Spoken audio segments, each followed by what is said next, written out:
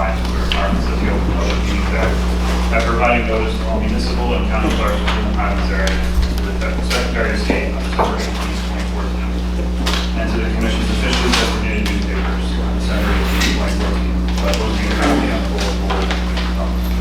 Thank you very much. Could the whole roll, please? Sure. Good morning. Commissioner Ashman? Here. Commissioner Avery? Here. Commissioner Barr? Here. Commissioner Brown? Here. Commissioner DeBello? Here. Commissioner Erlin? Here. Commissioner Galletta? Here. Commissioner Janarone? Here. Excellent. Can you hear us? Can you hear us, Commissioner? I can. Great. Not real well, but I can hear. All right, we'll try to do better. Commissioner Lloyd? Here. Commissioner McGlinchey? Here. Commissioner Prickett? Here. Commissioner Quinn? Commissioner Rowan Green? Commissioner Witt? Here. Chairman Logar? Here. Well, please rise and join me in the pledge. I pledge allegiance to the flag of the United States of America and to the republic for which it stands, one nation, under God, indivisible, with liberty and justice for all. Thank you. At our meeting last month, I announced that I wasn't quite ready to indicate what the committee assignments would be for this fiscal year. I hadn't yet heard back from all the commissioners, but since then I have, and I'm pleased to say that all of the commissioners would like to stay in their current assignments, so committee assignments will not be changing this year, but for two particulars.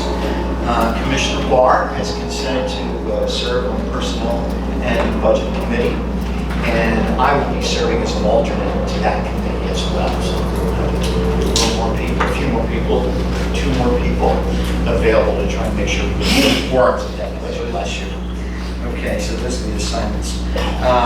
Next, my fellow commissioners have all received copies of the minutes of our previous meeting. I hear a motion for their adoption. So moved. We have a motion and a second. Is there any discussion of the minutes?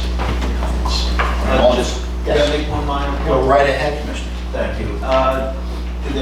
There was a little section in there about the environmental and economic monitoring program. Yes. And I just wanted to make sure that we're talking about both topics in terms of having a brochure or information available to the public so that they learn more about what it is we're actually doing over this 2-year period.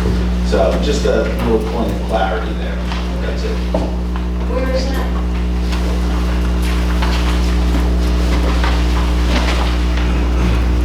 I swear I read it. Didn't get out. All right, fine. Are you requesting a modification to this to that effect? I'm just letting you all know so that as you do read through there, we're talking about both programs, not simply the economic part of the monitoring program. That's also it's a clarification. All right. Any other comments? Before you look at All in favor of the adoption of the minutes, please signify by saying aye. Aye. Any opposed? Aye. Thank you. Any abstentions? I'll abstain. Okay, Commissioner Avery abstained. Okay, the minutes are adopted. All right, next we'll go to committee chair reports. Mr. McGlinchey, if you wish to report the agricultural. Yes, we met on July 31st for the DNI meeting, and it was a pleasure having Susan Payne, Executive Director of the State Agricultural Development Committee here, along with Jeffrey Everett, who's sort of like right in command. It was a very interesting meeting. They have a lot of information that I think that could help us with these pilots and these special events. There were numerous easements that they had in place already recorded for these things. And I think that the main topic of conversation, I think that the focus has to be that these special events are directly related to ag and don't become the rule, but the exception to the rule. It's strictly and solely to the ag use on the property. And very informative meeting. We passed out a lot of information, and we're going to get more information to all the commissioners. I asked Susan whether she would do that. In all, I think it was a very informative meeting. We're going to meet again in October to try to nail some things down. We want to try to get this done as soon as possible, for everyone. So, that's pretty much it. Anybody has any questions on it? Thank you very much, Commissioner Lynch. All right, and I can report on the Policy and Implementation Committee. We met on, let's see, July 31st, last July. We adopted our minutes of the previous meeting, which was June 26th. And we had a pretty lively discussion of the staff's recommendation of certification of Galloway Township Ordinance regarding a redevelopment plan for a portion of the White Horse Pike corridor. That matter is on our agendas today, and it comes to you with the recommendation of the majority of the committee for adoption. Really, the issue that was discussed was the exception regarding height limitation of new construction in Pinelands Village to allow that building to exceed the 35-foot height limit to go to 50 feet. And whether or not that's within municipal discretion of interpretation of the rules. So I can imagine there might be some more discussion of that issue today. We also considered an acquisition for the limited practical use land acquisition program, and we deemed a 25-70-acre parcel of land in Medford Township eligible for acquisition, so staff will be active on that. And we received a briefing on the DEP's proposed Flood Hazard Area Control Act rules, and Ms. Stacy presented to us about a comment letter that she's doing for those rules. And that was the extent of that meeting. If anyone has any questions or comments about that. Thank you. There being none, I'll turn it over to the Executive Director for her. We had our annual municipal council new elected official orientation this past month. How many attendees did we have? A little over 50. Always well attended. Always we had a really good response from the attendees. Commissioner Barr was there. That was good. It was good. And as I tell the people who come to that, even I every year, I'm like, oh, I didn't know that. And we go through the presentation. So I think that's one of the things we do that's really effective and good. And I wish we could expand it and get more towns to come. I think maybe next year we'll push Fred a little more and see if we can get more bodies in the room. So we did that. I want to bring you all up to date on the Southwest gas application and the process for that. Staff has issued the certificate of filing. The application was complete. We issued the certificate of filing. That, as you know, is not an approval. It allows the process to continue. In this instance, as we have gone over, because it's a quirky one, the applicant has the option, and my understanding is they're making themselves available to that option, to go to the Board of Public Utilities for the equivalent of their local approvals. We typically would review the local approval. In this instance, we have worked very closely with the Board of Public Utilities, using language in the CMP about interagency coordination to ensure that we will closely coordinate with them on their process. They will have a public hearing. They will share with us the application that they get from South Jersey Gas so we can look at it. They will share with us their final decision so we can look at it, because the CMP requires consistency. So they can't do anything that's not consistent with the CMP. We will also look at whatever comments they get through their public process for CMP issues, and where such are raised, we will help and work with BPU to address those. I don't know what the BPU timing is. I don't know any of that. When their hearing is, I'm assuming they will progress in some timely fashion. Again, it's a certificate of filing. You don't see those normally. They're interesting documents. You may or may not recall we overhauled them significantly a couple of years ago. So now it's actually a certificate with some conditions on the back. And clearly says all over the place, this is not approval, this is not approval. So that's what the document looks like, unlike what we saw before on this project, which was a big document with tons of information in it, completely different processes, completely different scope of issues. So that's out. Our part of that process is done, and now we'll wait to re-engage with the BPU process. So when I'm done, we'll see again staff through the coordination process. And if any issues get raised there, we'll copy of that, please? I presume it'll be posted on the website. No, we don't. No, we don't. It's a private project. We'll provide, it's a public document, anybody who wants can have it, no problem, but, I say this all the time, that staff is always very concerned when our processes are in any way changed, because then we're vulnerable, then there's precedent, and there's all these things, and the private application world is one that you almost never see. Right. Because those are the ones that go through that other process, and they don't like to see the light of day. But yes, we'll have copies for you. to speak? And copies for anybody who wants.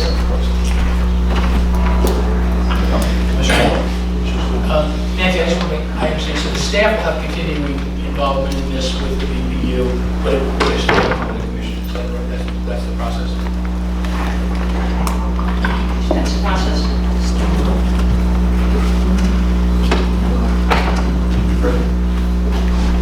No, the only thing I will caution you about is Susan Grogan's not here today, so.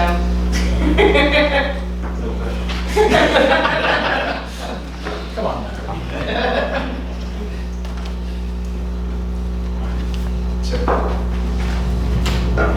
Just a couple of things. The State's Water Supply Advisory Committee is moving ahead with, they hired, the state and hired Dan Van Apps to look at 2040 water use.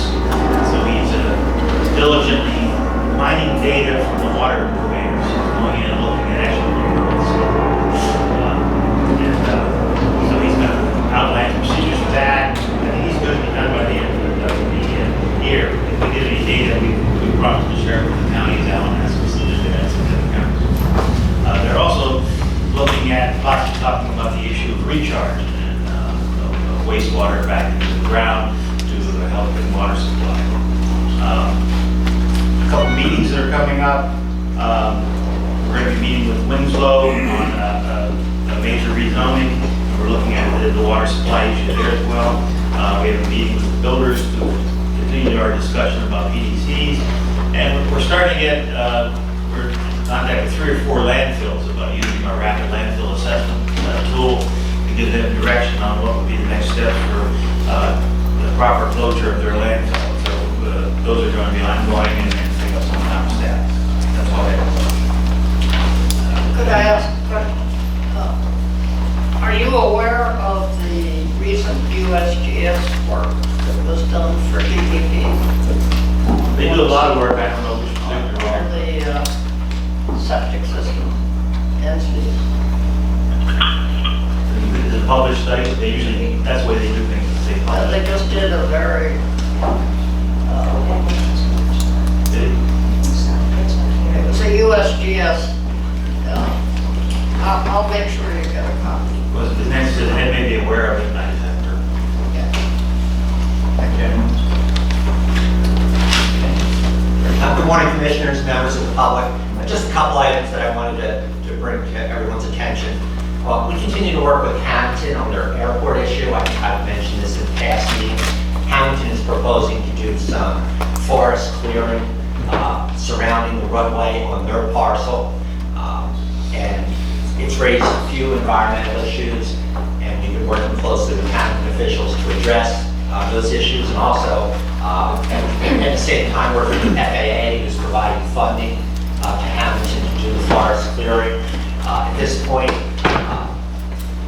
the funding remains intact, is my understanding, and Hamilton is attempting to have FAA assist with some of the environmental work that has to be done, not only for our agency, but for other agencies that are involved.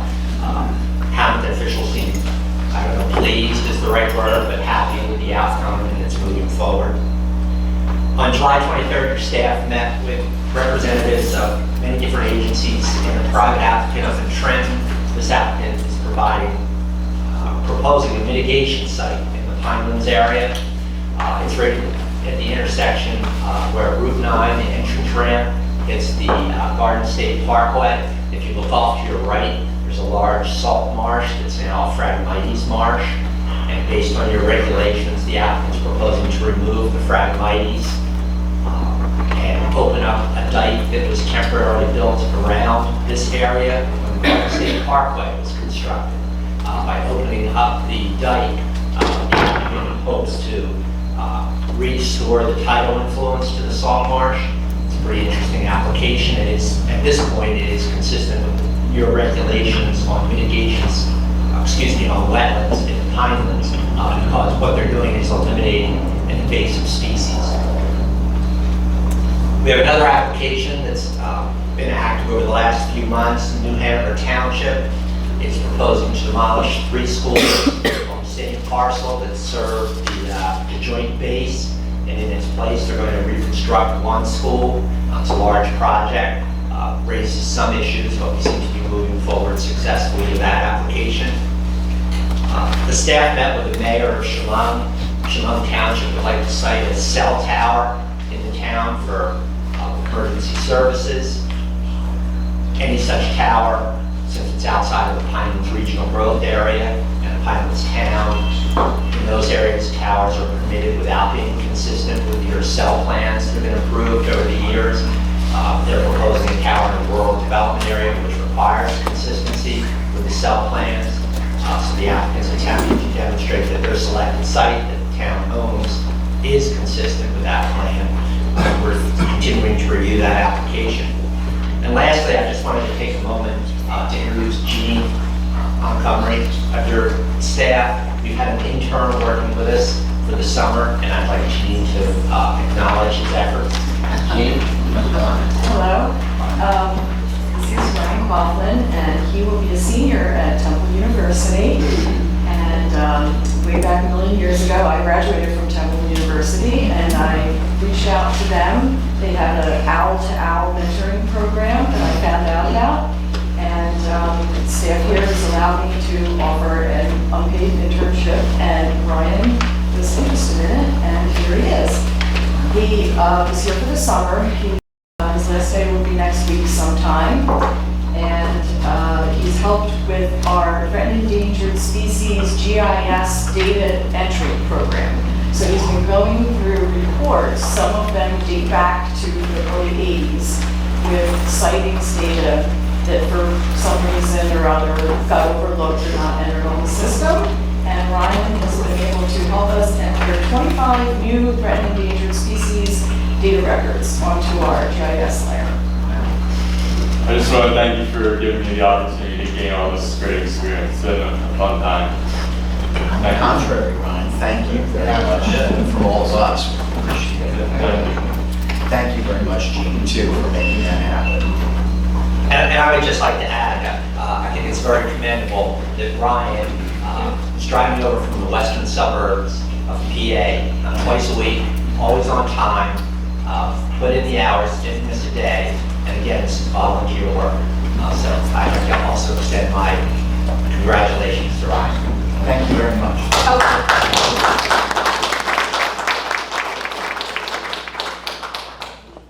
Also, well, he's been on the Temple University Ultimate Frisbee team, and of which he's the captain. Yes.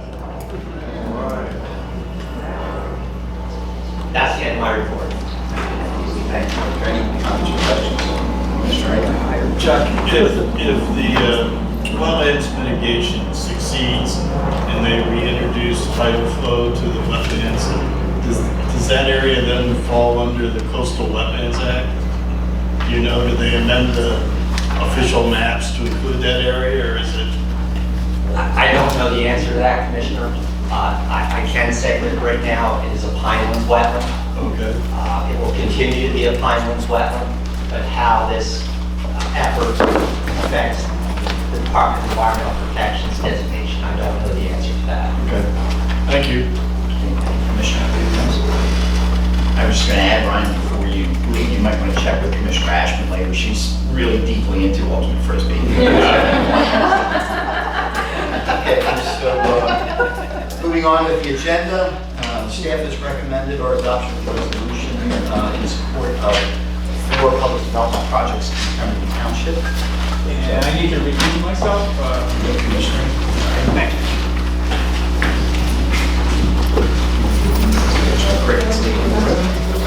May I hear a motion for adoption? So moved. And we have a second. Okay, is there any discussion of the motion? All in favor of its adoption, please signify by saying aye. Aye. Any opposed? Aye. And any abstentions? Okay, that resolution passes. Please let Commissioner Cricket know to come back in. Thank you. They must be tearing down the town. Yeah, we have 4 projects at once. Okay. Okay, we have another public development application from Joint Base with regard to a solar facility, and here, and staff's recommendation, I hear a motion for its adoption. So moved. Second. We have a motion and a second. Is there any discussion of this? I'd like to, just a comment. Go ahead. I'm glad we're finally going to get the PDC back. We're trying. I mean, we've had a condition on this particular action for a very long time to get one PDC. They've never purchased PDC. So I was glad to see the condition put back in. So we'll see how well it flies. I hope. Okay, great. Did we not? I lost track of it. We did not vote yet, okay? All in favor? Wow, that is just terrible. All right, all in favor of the adoption of this motion, please signify by saying aye. Aye. Any opposed? Aye. Thank you, Jane. Any abstentions? Okay, that resolution carries. Okay, next we'll hear public comment on agenda items and pending public development applications. We have a published list of them. We do not? No? Oh! Okay. It's not on our agenda.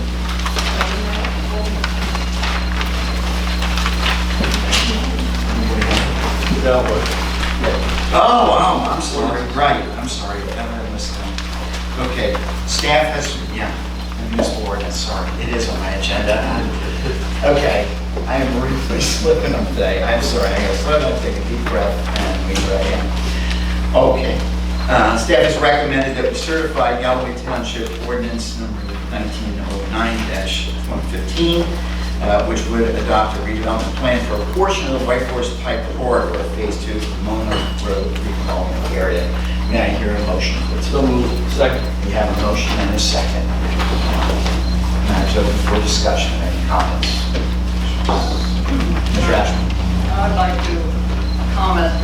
I apologize, I wasn't at the committee meeting, so I missed out on some of the discussion. But I would like to say that I will be voting no on this application. I feel this is a precedent we shouldn't be setting. The amount of time and energy and thought that was put into planning for the villages was huge. And I guess I'm the only one here who remembers, but this is not just a casual change in a village designation. This is a precedent-setting change in something that was very important, not only at the time, but I think still. And I feel very, very strongly that in the name of redevelopment, we shouldn't be deviating from the plan of how the villages were designated. As I say, I am worried about the precedent it sets, and I'm very worried about changing the village height limitations without more of a view of why. I understand the why. I understand that it's in the name of redevelopment, and I understand the arguments, but I apologize for not having been here to say so at the time. The committee discussed it. On my own behalf, I'll be voting no. Any other comments? Commissioner Cricket? Yeah, I too have some concerns about it, the precedent. I expressed some of that during the P&I committee. I'm still concerned about about this application, so I'm not sure that I'm going to vote yes for this application as well. Thank you. For my part, I'll simply say that well, I do not take your exceptions lightly, Commissioners Ashman and Rickett. When I looked at this, I felt that this is an exception for a project, not authorization to overturn the height limit. The particular circumstances of this project warranted the special treatment in that this project site is flanked by zones that have unlimited height along a business corridor, White Horse Pike, commercial corridor, such that this use would seem to be consistent with the other flanking areas. And in terms of precedent, we did have a discussion of that at the committee meeting. And the sense that I got from Susan Roden was that this was such a unique circumstance that we were unlikely to find any other setting where you could say those things, that allowance of one additional floor would be essential to the project, that height would be consistent with the height that would be allowed in the flanking properties, and that it's the kind of discretion that we ought to allow municipalities to have in their flexibility in interpreting CMP rules. So I am very sympathetic to the cautions that you're giving us, but for those reasons, I personally felt that this was an exceptional circumstance that warranted our treatment of it with affirmation. So, Margaret, I wanted to add to that, this is a mixed-use development, which is somewhat rare in the islands, but they're going to have retail on the ground floor, and then they're going to have 3 stories of apartments, I guess. Yeah, age-restricted apartments. And so it's the mixture that's somewhat unique in the island. Most of the time we split the uses. People are starting to think about this idea of mixed-use development, and that's another factor because of the site constraints and the things you mentioned. It's also along the White Horse Pike, which is a fairly intense road. And I guess that's one of the problems. Unless anybody has a question. I have a question, Larry. Age restrict, does that include affordable housing? Does that count as affordable? Yeah, in fact, Galloway has a very large affordable housing obligation that may come out of the court cases they're going through now. So they're scrambling a little bit to catch up. So this is one of the projects that they're diving past on this one now, yes. So maybe one of the things the commission should be mindful of, I understand your concerns, Kingsley and Richard, but in 1980, the affordable housing wasn't full force. Now townships have to have some flexibility with the affordable housing, and where it's appropriate, maybe we should show a little leniency. So I'm going to be voting yes on that. I think the staff did the right thing on this ordinance, on this resolution. Oh, to jump on that point, shouldn't be encouraging, in my opinion, can you get your microphone? So Commissioner Chandler, look to build up instead of out. Thank you. You're welcome, I would just like to suggest that if we need to change the plan, we should change the plan and not just nibble at it. This is not a good thing. All right, any other comments? All in favor of the adoption of the resolution, please signify by saying aye. Aye. Aye. Any opposed? No. Any abstentions? I'm abstaining. Commissioner Boyd's abstaining. I'm not sure what that means. We have 9-2. 9-2. Okay, so the motion is thank you very much, Commissioners. All right, next. Sorry, Chairman, Yes. what was that outcome? It was passed. Was passed. 9-2-1. Thank you. Okay. Next, the Medford, I mentioned the parcel that the Policy and Implementation Committee recommended to you is eligible for purchase under one of the correctable use program. Can I hear a motion for adoption of that resolution? So moved. Have a motion. Have a second. Any discussion? Okay, all in favor of its adoption, please signify by saying aye. Aye. Any opposed? Aye. Any opposed? Any abstentions? Okay, that carries, thank you. Now, move down to the public agenda. Sorry if I stirred the pot where you got it out of order, but this is certainly now at that point. We'll welcome any comment on agenda. Come right ahead. Agenda items for pending public development applications. That list includes there's an Ocean County project in Manchester Township, South Jersey Gas Town in Hamilton, Manchester Township Board of Ed, Lakehurst Solar project, and the Stafford Township Municipal Utilities Authority. Arnold Fishman, Medford Lakes. I'm confused about an item in the executive director's report with respect to the South Jersey Gas application. It was my understanding that the posture of that was that we were waiting for staff to determine whether or not that application was consistent with the CMP. And the issue that staff was grappling with was whether or not the project primarily served the needs of the Pinelands. And has that been determined?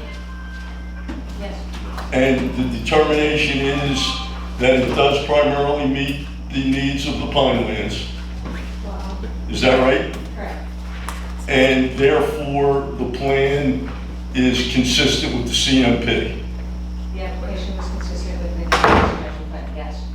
So it now rests with the BPU. It rests with the BPU, and we will be part of that process, yes. Whatever the BPU does has to be consistent with the CMP as well. Yes. So if what the BPU does not offend the CMP, this is a done deal. Correct, there's nothing else for the commission to do. That's correct, that's the process. Thank you. Thank you, Mr. Fishman.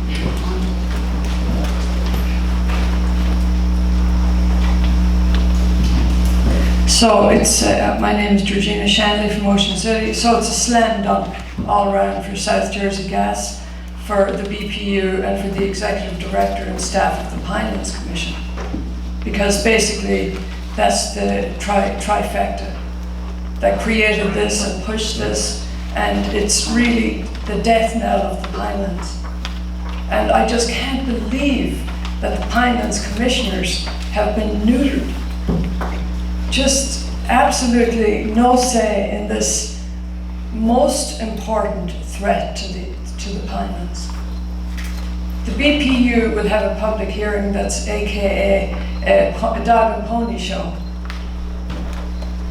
They don't even take the citizens seriously at all.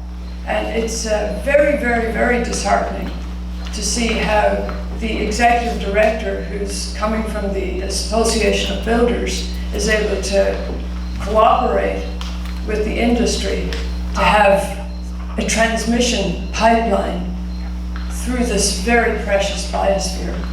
It's unbelievable. So what's the status of the New Jersey natural gas pipeline? That's going to be ran through too, probably? We should talk about that at the second public comment period, because that's not on the agenda. So, okay, well, it's a very, very, very sad day, but the fight is not over yet. Even if we have to stand in front of the bulldozers, we will. Thank you. Anyone else? Yeah. I see no one. We'll close that public comment on agenda items and move on to item 7 on the agenda. Commissioners will receive copies of 3 ordinances with our action. But if anyone has any comment or question about them for the staff, this will be the time. All right, we'll move on. There are no other agenda items to add. Okay, well, we're back to public comment again. So anyone with general public comment, Mr. Fishman? Oh, we have to sign it. Oh, we have to sign issue. I'm sorry, we have to sign it. We'll follow that.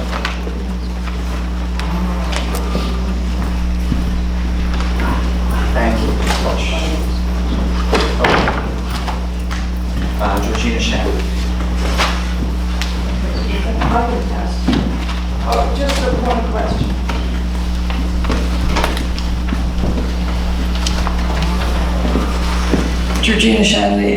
There'll be champagne corks and bottles flying all over the place with the industry tonight. My question remains, what's the status of the second transmission pipeline, New Jersey natural gas pipeline? Yes, Director. Yes, we have sent a letter out. It's incomplete. We are waiting for the submission of information from that applicant. It's incomplete. Correct. Okay, and Executive Director said that the certificate of filing application that's complete is available to the public. Could I have a copy today? Yes, before you leave. We'll get Okay, copies. thank you.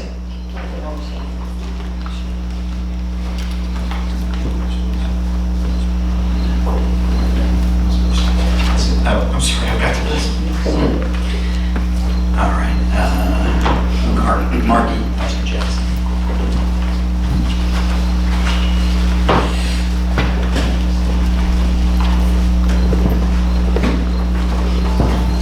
Yeah, Margaret Jackson, Ocean County Sierra Club. And I'd like to follow up on this because somebody had said, or it was in the notes, that the South Jersey gas is only supposed to be to benefit to the Pinelands villages and to their use. That's not so. If it goes all the way to the plant in, I guess, Cape County, to the electric plant, it just goes into the grid. It does not go any particular location. So that's a lot of, it's just not true. It doesn't just go to the Pinelands, the gas that they distribute later on. And with the other one, with the New Jersey National Gas coming in through the Pinelands, we're still working on that. But one has to think, and there was an editorial in the Asbury Park Press saying what is going to happen when we get all this gas here. There's going to be a surplus later on. What are they trying to do? Export it? They're not going to be an liquefied natural gas port out of this coast. Not around here. Apparently that's somebody's idea how to get it overseas and to sell this stuff. So there's something we have to look at. Now, I have something else that is a concern to a lot of people, and that is opening up the Warden State Forest to ORV and ATV riders and so on. Because somebody had written, well, you know, it would help with the upkeep of it in case of a fire or an emergency or so on. And this trail for those vehicles is supposed to go right through the preservation area. That would be a mistake. It was a few years ago. I don't remember exactly where that was. It was near Medford. There was an area that was set aside. It was also a preservation area that was set aside for ORV, all-terrain vehicles and so on. And according to Emir DeVito, the area around there, they don't just stay on that path, on those roads that are laid out. They go everywhere. There was trash. They could not keep up with the cleanup of that. So eventually, they got so fed up that they appeared at Emir DeVito's organization, and it was closed to any vehicle. Now, according to the Pinelands Act, NJSA 1318A, it says here, no person shall operate any motor vehicle about any public land within the Pinelands area other than upon public highways, except in such areas designated as a commission for such purposes. I would advise, before anybody gives permission for this, I would advise to check into this, what's happened before. I think it was near Medford, where it was absolutely trashed. Not just the area where they were supposed to be, they went everywhere and destroyed things. So this is something that we need to look at. Okay, thank you.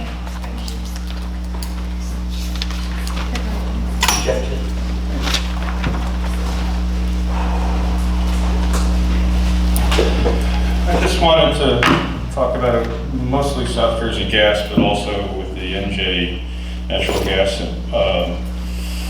pipeline coming forward. I think that, the concern that we have is that we're not having an open and transparent process, and there isn't going to be the kind of public scrutiny that there should be for the type of infrastructure that has very, very serious consequences for the Pinelands, for the Comprehensive Management Plan, and for the environment.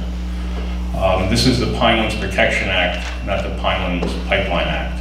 And what I heard earlier is troubling, and I want to go through it for a couple of reasons, because this concept that we're saying that it's a private development, when utilities are granted special status under the law, which makes them something very different than somebody building a Wawa or even a company building a private pipeline, which there are companies that do that. There's Buckeye Oil is an example, and many others, or a water pipe for aqua, but they're a utility, and utilities are granted special status under the law because there is a public good. They can be exempted from local zoning. They can even be given the right of eminent domain. They do not fit the category legally of a private development, and that's a real concern that we have. And that's why they are regulated by the BPU instead of just being based on market forces. The other concern that I have is that there's a duplicity going on, or a double standard or hypocrisy. Pick your word, it doesn't really matter. They're at the BPU saying that it's not a private development, that it's for public purpose, that it's for people in Cape May County for resiliency. Most of them who get gas are outside of the Pinelands. Otherwise, under the BPU rules, this pipeline would have to be paid for by either the bondholders of South Jersey Gas, or, as in most cases with these types of pipelines, by Rockland Capital. In fact, there's a new cogen plant that was just recently upgraded in Seawarren, where they paid New Jersey Natural Gas to build a line to that plant, not the ratepayers. So you can't, on one hand, tell Pinelands that it's a private development for private purpose for one user, and then at the BPU saying it's for public purpose for resiliency.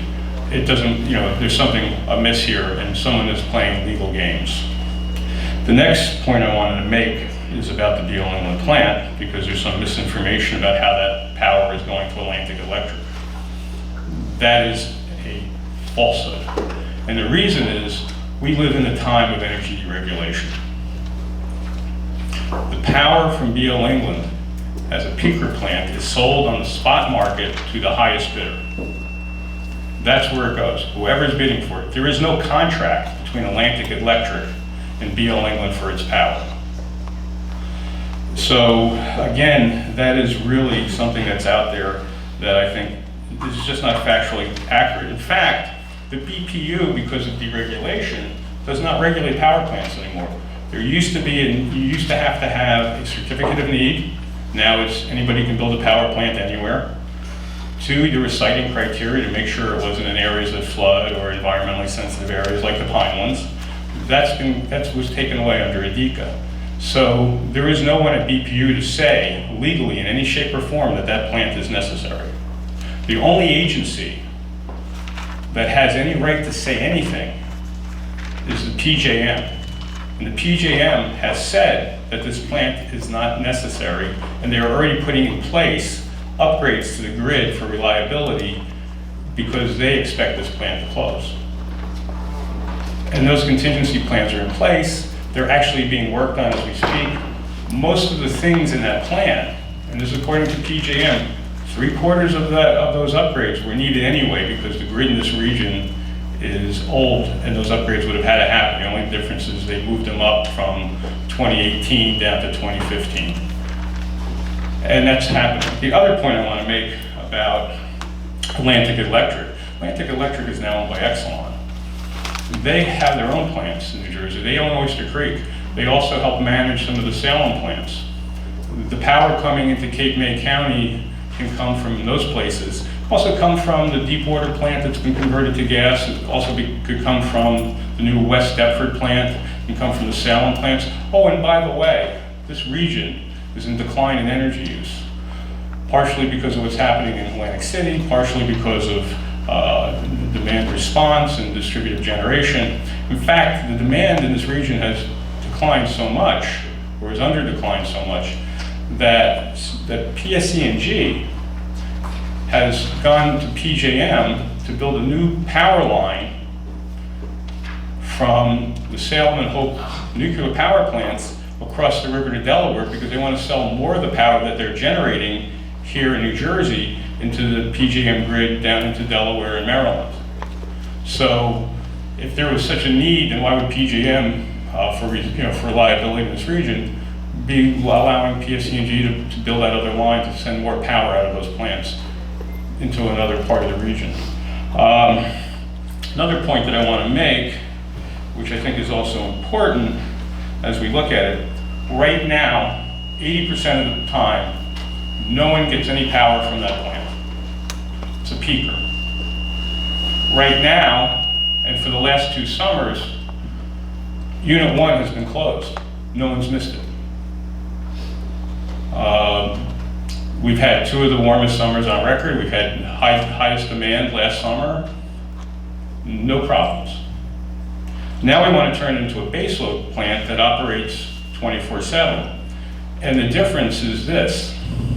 When you look at certain chemicals, because even though in air pollution, natural gas burns cleaner, but when you look at, because you're expanding the use, the baseload from peaker, that you will see a 300% increase in NOx and SOx. You will see almost a 500% increase in greenhouse gases when you look from cradle to grave for natural gas. So pollution will be going up, not down.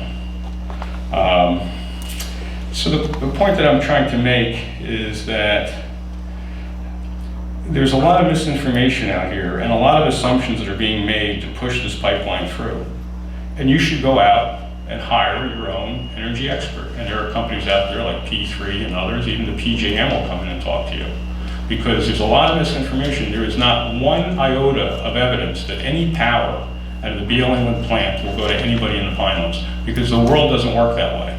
And by the way, we don't even know if that plant is necessary. There's 20 gigawatts, 100 times this plant, that's been put in service in the PJM region in the last 4 years. There's 24 gigawatts that are coming online in the next 4 years. There's been 1 plant opened already in New Jersey. There are 3 more coming online, not counting BL England. So we have no clue. The other point that I want to make very clearly, BL England and Rockland Capital has never bid into the PJM auction for new capacity.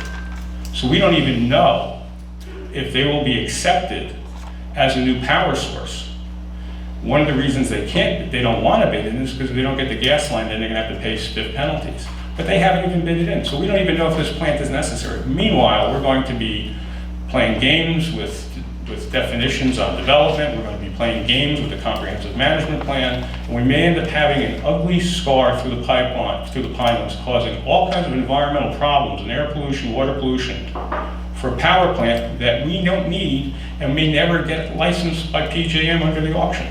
So it's not, we're out there talking about things where the laws that are on the books, the regulations that are on the books and the programs that are in place contradict everything that's been said. And you should get your own independent experts.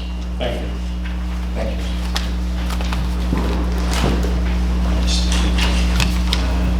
Fellow now, and then on Fisher.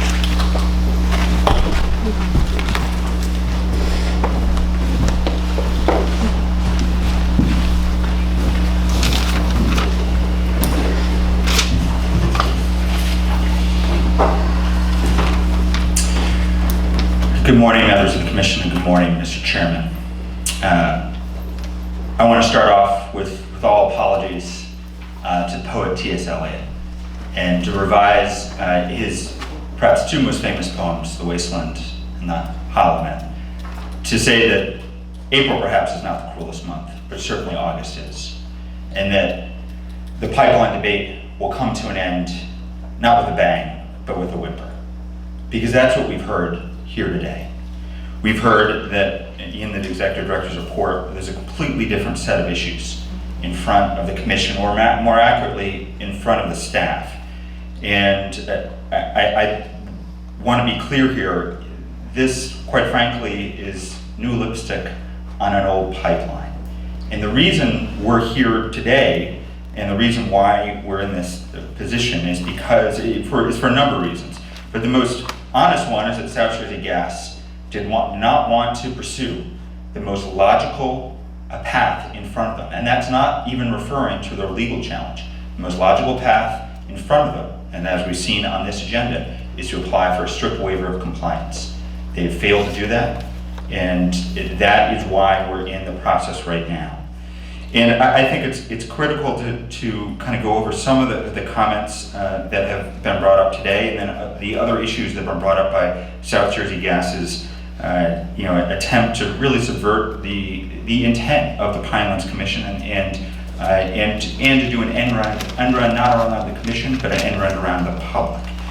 And that's because really right now, and it's not clear to me, and I don't know if it's clear to members of the commission, what the timeline exists for the South Jersey Gas application. It certainly feels like we're in a state of suspended animation, waiting for the axe to fall. Application. It certainly seems after the comments this morning, the axe is perhaps moving quickly through the air, but we still don't know when or how the decision will be made. We don't know the timing, and we certainly don't know the ability of the public to weigh in on this. And I think that should be something of intense concern amongst all members of the commission, regardless of their feelings on this application. And I want to clarify again that the initial process around this was not exactly a case in good governance. The initial public comment was released, or desire to have public comment, public hearing, back in November 2013. It occurred on the Wednesday before Thanksgiving. There was one public hearing less than 2 weeks later. That public hearing, just to remind all members of the commission, and I want to thank all members that attended that hearing on December 9th, 2013 down in Galloway Township, was extraordinary. It was more than 7 hours of testimony. Hundreds of people attended. That's the level of debate, and that's the level of scrutiny that this application deserves. And clearly, it is unclear whether there will be any opportunity for the public to comment on what essentially is the same application with some minor tweaks. I think it's also critical to understand that this isn't just subverting the public. As we heard from Commissioner Lloyd's comment, it's also very unclear to me, and perhaps the members of the commission, how much the Pinelands commissioners will be able to weigh in on this decision. And for the simple reality that there were countless hours of debate on this issue in 2013 and early 2014, and the fact that even perhaps more importantly, that members of this commission ultimately, there was a shift in the commission and appointments that had intense public debate around this very issue. And intense public debate that occurred for months and months and months in the New Jersey State Senate. Obviously, those, that debate occurred. There were votes that occurred. It seems incumbent that South Jersey Gas not try to subvert the intent of the commission by going around the commissioners in front of us. I want to kind of use a legal term here. This reminds me of a classic double jeopardy, where South Jersey Gas is unhappy with the result and is assigned to re-litigate and ultimately stiffing members of the public. I want to also refer to just the second incomplete letter that was sent out from the Pinelands Commission to South Jersey Gas in late July, specifically on July 29th, because I think that also gets at the ultimate debate here, which is are members of the public going to be allowed to comment? We heard reference to the Board of Public Utilities process on this. Well, the hearing at that has already occurred, and the public comment process is completed, and so it's unclear again not only when the members of the public will be able to comment, but for the BPU process that's already changed. But I want to get back to one of the comments I started off with, and that's the fact that the fifth point in this July 29th letter is laying out a foundation for reversal of the Pinelands finding that the South Jersey gas application was inconsistent with the forest area in the comprehensive management plan. And that ultimately was the reason why this commission deadlocked on this decision in January 2014, was concerned over the comprehensive management plan. And now it seems like we're having a legal argument that's being set up that somehow this is an entirely different case. I'm no lawyer, but this does strike me as a classic case of three-card Monte, where to the BPU, South Jersey Gas is saying this is all about reliability for the region. And yet, to the Pinelands, it is saying it will primarily serve the needs of the Pinelands region. This is the definition of Janus-based diplomacy. And quite simply, yes. It becomes Janus's two-face, we understood. Yeah. Now, when we look, To be restricted to the person that might. now we look at the electric grid, and I know that in many ways the Pinelands Commission has suddenly had to become a de facto BPU and really a de facto PJM, which I'll comment on later. But clearly, I don't believe that was the intent of the intent of the Pinelands Commission. Certainly not the intent of Governor Byrne, the legislature, and clearly not the intent of the comprehensive management plan. That being said, the electric grid does not primarily serve the needs of the Pines. And the B.L. Ingham plant, which is really the crux of this debate, the B.L. Ingham plant is a merchant plant. It's a buccaneer. It's for hire.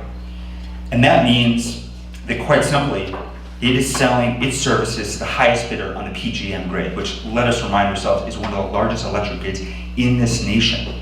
This is not just about South Jersey or New Jersey. This is really a grid that stretches all across the Mid-Atlantic. And they're selling to the highest bidder.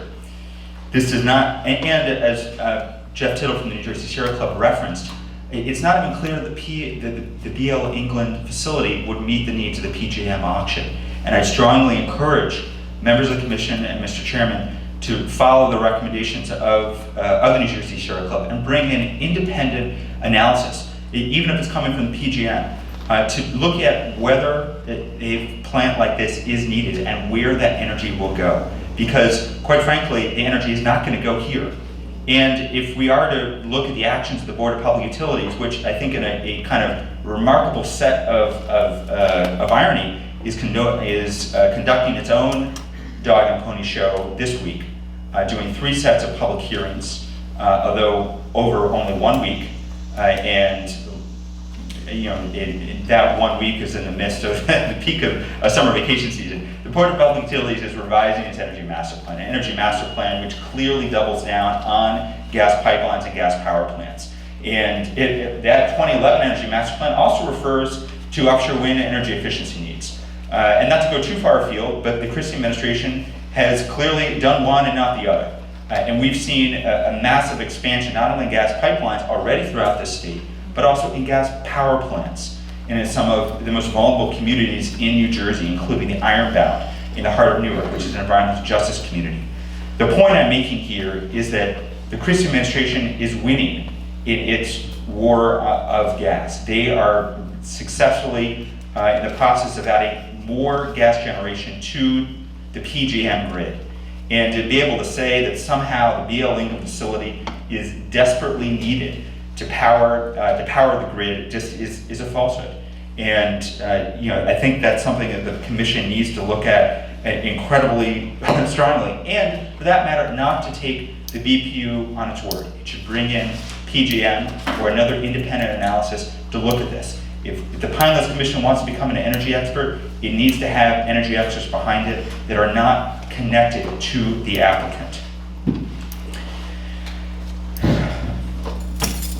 I also want to cite too, an item that is not necessarily in the comprehensive management plan, but if you are reviewing a power plant of this magnitude and a process of this magnitude, you must acknowledge the impacts that this will have, and not just on the Pinelands itself, and as we've heard in previous testimony, but on the simple fact that you're not just repowering a plant, you're resuscitating a dying plant from the Eisenhower era, and will make it the #1 carbon polluter in South Jersey. And at a time when the Pinelands itself is increasingly vulnerable to the impacts of climate change, that cannot they cannot be ignored, even if it's not directly in the comprehensive management plan. We've seen climate science change drastically, obviously over the last 3 decades, and then drastically over the last 4 years since the last energy master plan. I just want to conclude my comments here by saying that this process seems like a classic bait and switch. And we heard comments from Pinelands Commissioner Robert Jackson in November of 2013. The commissioner at that point was very articulate in saying that the optics surrounding the pipelines debate did not smell right, and it did not serve, not only he had massive concerns with the application, but it did not look right to the public. I have to imagine that a process now that relitigates the same application with small tweaks and essentially is taken out of the hands of the commission and out of the hands of even allowing the public to comment, if that's not an injustice, I don't know what is. And I sincerely hope the commission asserts its authority under the comprehensive management plan and ensures that this debate does not end with a whimper, but hopefully ends with a bang. Thank you. Thank you, Mr. Fisher.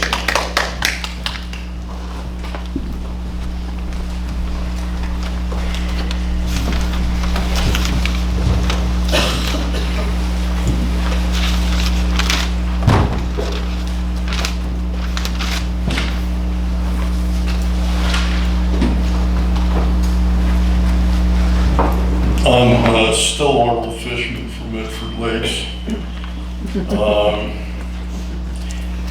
I recognize that under the CMP, this finding by staff that this private quote-unquote application is consistent with the CMP is not reviewable by the commission.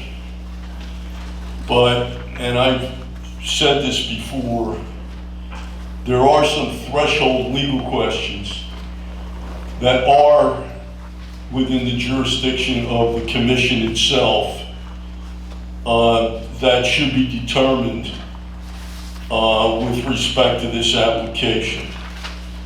The first of those is whether the pendency of the appeal, which is still pending before the Superior Court Appellate Division with respect to the prior determination of this commission, deprives the commission of any jurisdiction to act in this matter. The answer to that under the law should be clearly yes.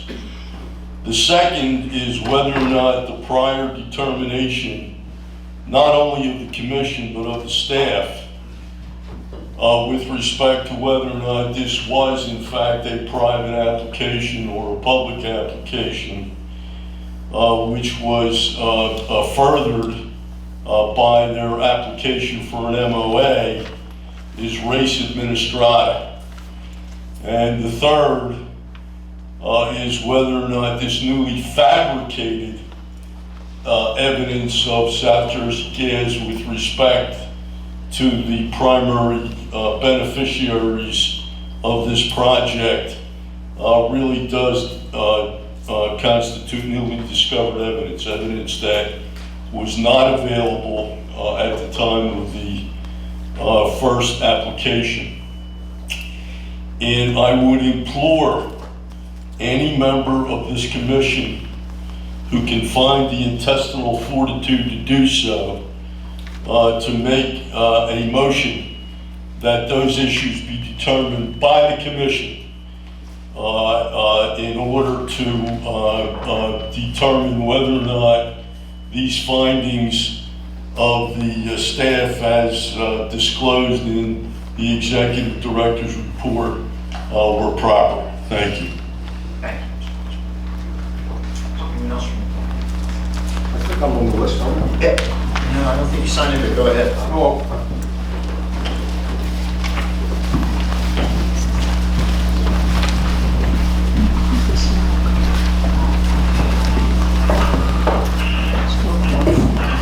Bob Phillips, Linwood, New Jersey. I'm here to counteract the raw propaganda that the press has been putting forward.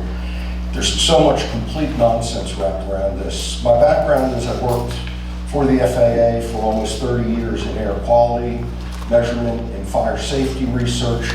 In inhalation toxicology, I published in the Journal of Inhalation Toxicology an article about a rotating wheel where we would put an animal in it and make sure that we knew what was going on, even though you can't see them in smoke. We discontinued animal monitoring largely because I brought to their attention that the surface volume to body area is so far different in an animal, you can't use it. So we got out of it, we started doing strictly chemical measurements. I've conducted hundreds, probably thousands of measurements over the years. Now, here in the press I read, repower Oyster Creek, shut BL England. I have never ever said shut BL England, yet here's the press taking my letter. I certainly did say run the pipeline to Oyster Creek. Oyster Creek is killing Barnegat Bay.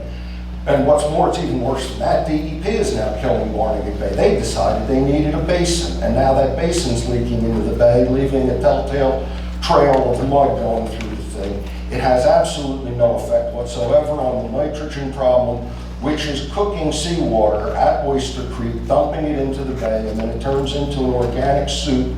That's where all the nitrate's coming from Barnegat Bay. It has nothing whatsoever to do with runoff. Rainwater is pollution. That's another one of DEP's monster lies. Now, one of the things about the BL England plant, you've got a cooling tower there. That cooling tower costs $800 million to build.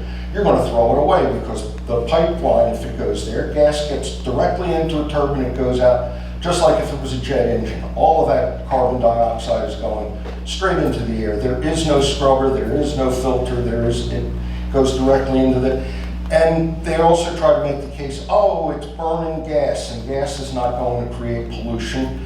That's pure nonsense. The stove that you've got on your, whether it's on your kitchen stove or your hot water heater, the gas pressure going to that is 1 psi. You've got a pure diffusion flame. That's why it's blue. That's why there's no soot.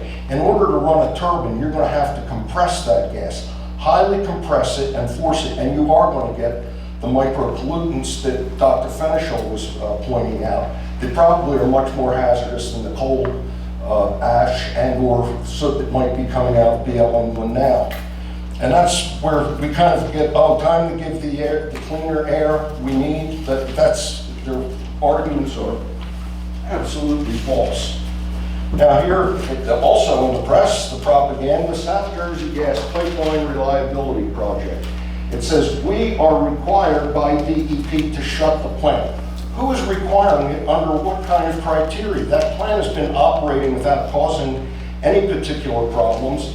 They even have a picture of it here. It looks so nice and idyllic. You'd think that that's what they're building, not what they're shutting down. And as you can see, there's no real smoke coming out of there. But what does the press put?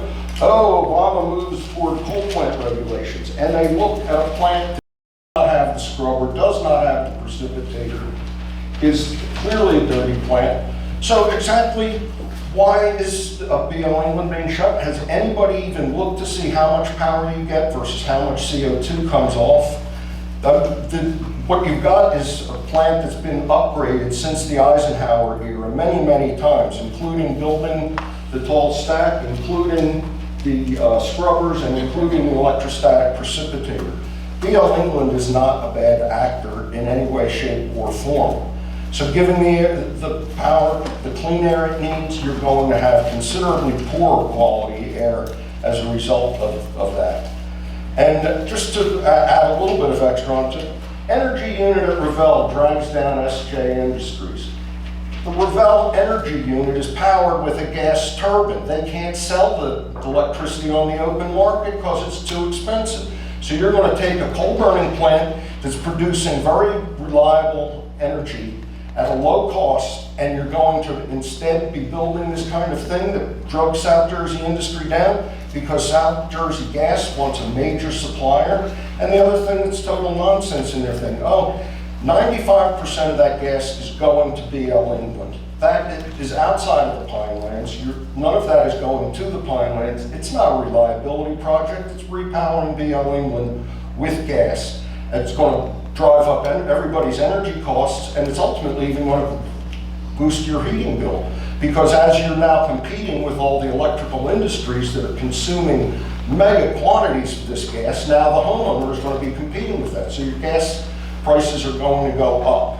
So everything goes up. South Jersey Industries runs through the Pineland, providing absolutely no benefit to the Pineland. And I would like to mention, why go down Route 59? If you're going to run that stupid pipeline, you've got a rail line going in there. The only thing that rail line's used for is bringing coal and oil to BL England. It's a federal government right of way. It doesn't go along the thing. Run it where the track is. You're not going to be using it anymore. You're once again shutting down a railroad. So you're wasting the cooling tower, you're wasting the existing facilities, you're shutting down a railroad, and then you're destroying the Pinelands with a pipeline. It makes absolutely no sense. Thank you. Thank you, Mr. Cruz. Is there anyone else who would comment? Seeing no one, close the public portion. I don't know if I know there was some consideration of the issue of the closed session that was suggested. Yeah, so it's not closed. All right, before the motion to adjourn, return to the commissioners. For anyone who has a comment, Mr. Fletcher. Oh, I'm sorry, but I motion to adjourn. Nobody wants to say anything. I asked just Commissioner Ashby. a process issue. At this point, basically, I understand, which is probably wrong.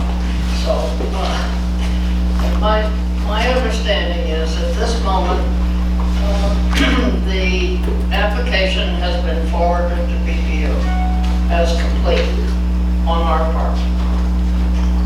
We haven't forwarded it, but it's completed. But that's what Yes, will happen. Yes. And then, as I remember, the plan says that if you, the executive director, find substantial issues, you may come to the commission. In that review. That's from the private application call, right? That's it. No, we have to go to the other part of the plan that talks about state agency coordination. Okay, so we're operating under state agency cooperation and joint review rather than under the normal. Right. Okay, so we have no role, and I don't mean the commission, I mean you, have no role unless BPU turns up something in the process? We will look at the application that goes to BPU, it's independent from BPU. So we have that. We will look at what BPU issues, ensure consistency. And then if we find something, then we work cooperatively with another state agency. And so if a substantial issue surfaces during the next whatever, then we may end up looking at it at the commission level or at the staff level. Staff level. At the staff level, and the staff will inform us of their decision. We will inform you, if anything arises, we will inform you of that. I just wanted to be very clear to everybody how this works. And it is my understanding that there will be a public hearing at BPU, even though one of the commenters said they had one. It is my understanding there will be another one. Yeah. That's what I was told. So there'll be some kind of public hearing at BPU, but there will not be another public hearing here. And the decision on the content of what comes out of all that is your decision. Well, if BPU, we will look at the BPU document. If there are issues with it, then we will raise them with BPU. If we can't get, to ensure consistency with the CMP, if we can't make that happen, then we have to raise that issue up somehow. Gotcha. Thank you.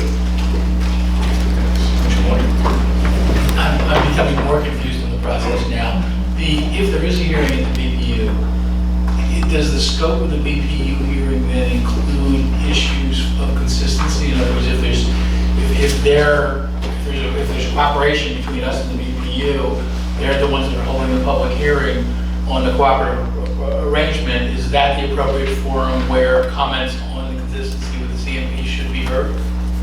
You know, it's BPU's hearing. I don't know if they say to people, you can't comment on things that are not part of this specific, application. I know that when they had the hearing before, people raised issues that were more related to Pinelands matters than BPU matters, and they didn't stop people. I can't speak for them. I don't, you know, they're their own entity. Fair enough. If they decided that questions with respect to the consistency of the CMP were outside the scope of their hearing, is the staff capable of scheduling a hearing to have to address those issues and have the public address those issues? Can we hold a hearing? Yes. No. You can't? Not to my knowledge. The process for a private application doesn't allow that. And there's no real process for a public hearing as part of the state agency coordination. There's nothing about it.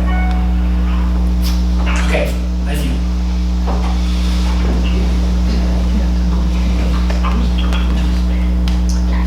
Okay, I'll just add that I know the BPU issued an order on July 22nd, and included in the language of that order was a reference to CMP issues. It was a statement that they found that this project would primarily serve the benefit of the Pinelands, which, if I'm curious, I thought that was outside of their purview and not pertinent to the conclusion that they reached in that paragraph. And I understand that our staff does not rely on their conclusions. Our staff pursues their own research to make determinations about CMP.